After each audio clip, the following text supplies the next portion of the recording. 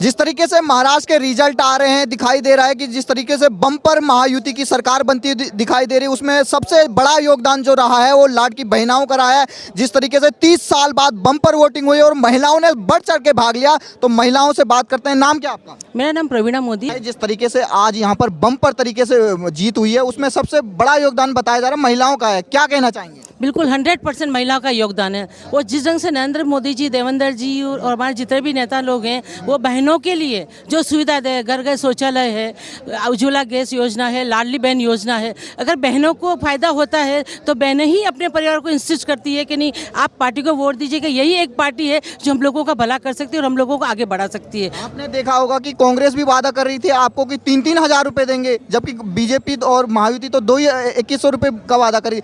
आपको इधर उधर भरोसा ना होगा, इधर क्यों भरोसा हुआ? हम जो कहते हैं हम लोग करते हैं, वो जो कहते हैं वो कभी नहीं करते हैं। वो आप और हम लोग जान रहे हैं, वो सदियों से उनकी परंपरा चली आ रही है। पर जो कहते हैं और जो करते हैं ना, तो पब्लिक का उसके ऊपर विश्वास होना ही है और पब्लिक हम लोगों को वोट देगी ही देगी ही।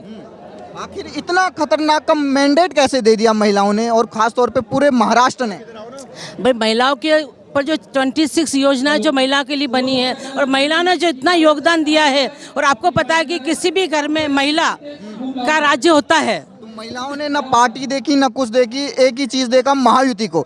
उन सभी महिलाओं को क्या कहेंगे आप? मैं उनका बहुत बहुत दिल से धन्यवाद करना चाहूँ। जैसे अभी किया है वैसे ही भविष्य में आप हम लोगों के साथ रहिए, और आप लोगों के जीवन में और आप लोगों के उज्जवल भविष्य के लिए हम लोग कुछ न कुछ योजनाएं करते रहेंगे और आपका भविष्य उज्जवल करते रहेंगे।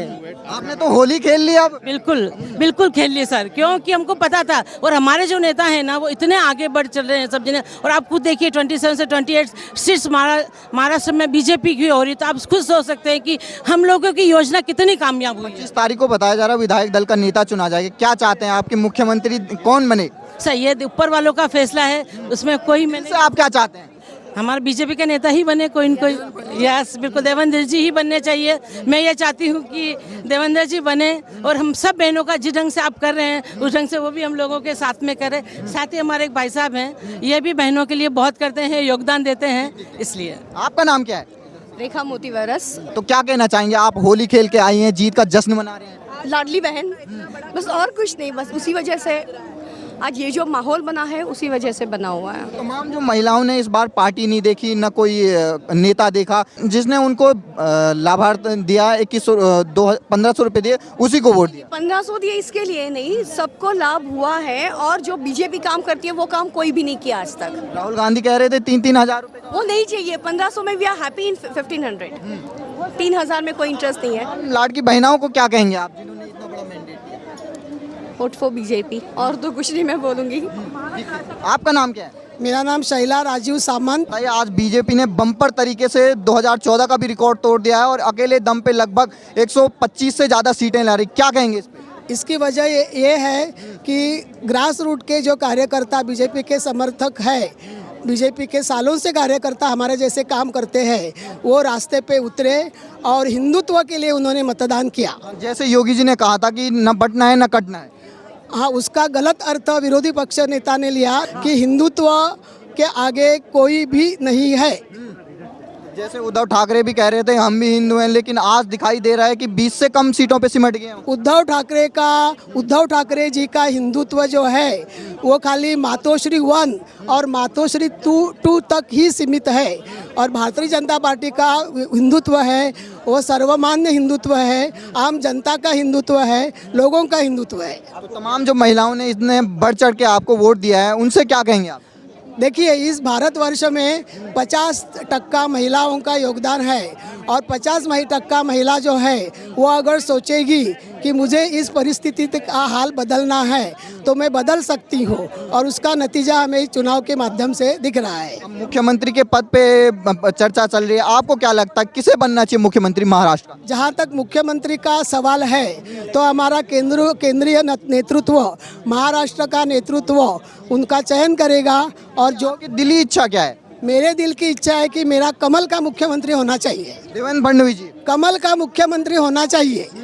हाँ, मैं कमल का मुख्यमंत्री हो, बीजेपी का मुख्यमंत्री हो, ऐसे मेरे मन की मनीषा है। आज खुशी कैसे मनाएंगे, जश्न कैसे मनाएंगे आप? मैंने मेरे शादी में भी जितना जश्न नहीं बनाया, तो सुबह सुबह भगवान को जाके मंदिर में जाके, जैसी दुल्हन शादी में पहली भगवान का एक रखती है, वैसा मेरे राम का मैंने याद किया। और जय श्री राम। नाम क्या आपका?